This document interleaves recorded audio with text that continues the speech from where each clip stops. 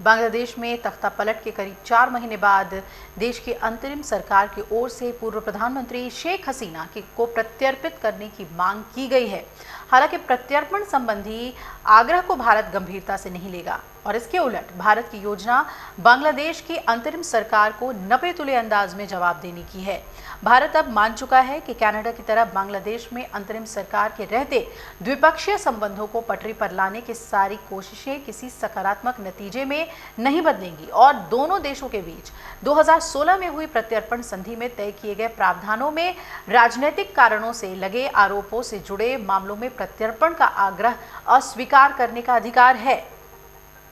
बांग्लादेश के हसीना के प्रत्यर्पण के लिए राजनयिक नोट यानी कि नोट वर्बल भेजने पर सरकारी सूत्रों ने कहा है कि पूर्व पीएम के प्रत्यर्पण का तो कोई सवाल ही नहीं है। हाँ, अंतरिम सरकार के इस नकारात्मक रुख से द्विपक्षीय संबंधों में आई कटुता और बढ़ेगी और इस अनुरोध के बाद ये साफ हो गया है कि द्विपक्षीय संबंधों को पटरी पर लाने की भारत की कोशिशों को बांग्लादेश की अंतरिम सरकार अपने खास मकसद की पूर्ति के लिए स्वीकार नहीं कर रही है। जहां तक दोनों देशों के बीच 2016 में हुई प्रत्यर्पण संधि का सवाल है तो भारत के पास इसमें शामिल किए गए कई प्रावधानों का सहारा लेकर बांग्लादेश के इस अनुरोध को ठुकराने का पूरा अधिकार है। सूत्र ये भी बता रहे हैं कि प्रत्यर्पण संधि में अनुरोध मिलने के बाद इनके अनुपालन के लिए कोई निश्चित समय सीमा का उल्लेख नहीं है। ऐसे में भारत अनुरोध का बिना जवाब दिए इस मामले को अनिश्चित काल तक के लिए खींच सकता है। 2016 में दोनों देशों के बीच हुई यह प्रत्यर्पण संधि में कई प्रावधान हैं। इनमें से एक प्रावधान तो ये कहता है कि जिसके प्रत्यर्पण का अनुरोध किया गया है उस पर लगे आरोप यदि न्यायिक प्रक्रिया के हित में है और सद्भावना के तहत नहीं है तो अनुरोध खारिज भी हो सकता है। संधि के मुताबिक प्रत्यर्पण से जुड़ा मसला सियासी मकसद से जुड़ा ना हो।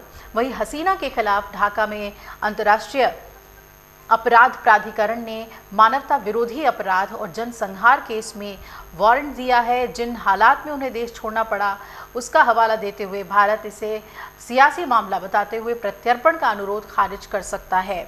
सूत्र ये भी बता रहे हैं कि प्रत्यर्पण का आग्रह खारिज करना अंतिम विकल्प है। चूंकि प्रत्यर्पण संधि में अनुरोध मिलने के बाद उस पर अमल की कोई निश्चित समय सीमा नहीं है, ऐसे में भारत लंबे समय तक इस मामले को लटका सकता है।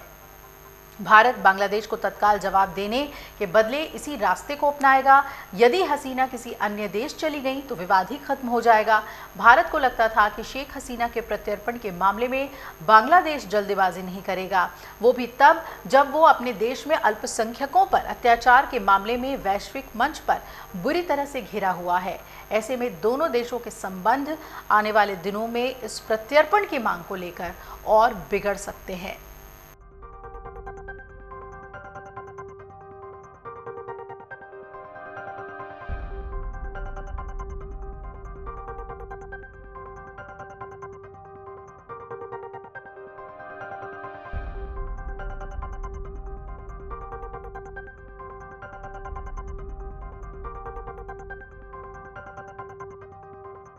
अगर आप ये वीडियो YouTube पर देख रहे हैं तो हमारे चैनल को सब्सक्राइब कर बेल आइकन दबाएं और Facebook पर देख रहे हैं तो हमारे पेज को लाइक करें।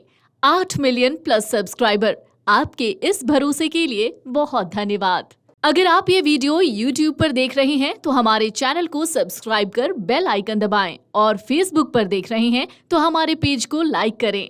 8 मिलियन प्लस सब्सक्राइबर, आपके इस भरोसे के लिए बहुत धन्यवाद।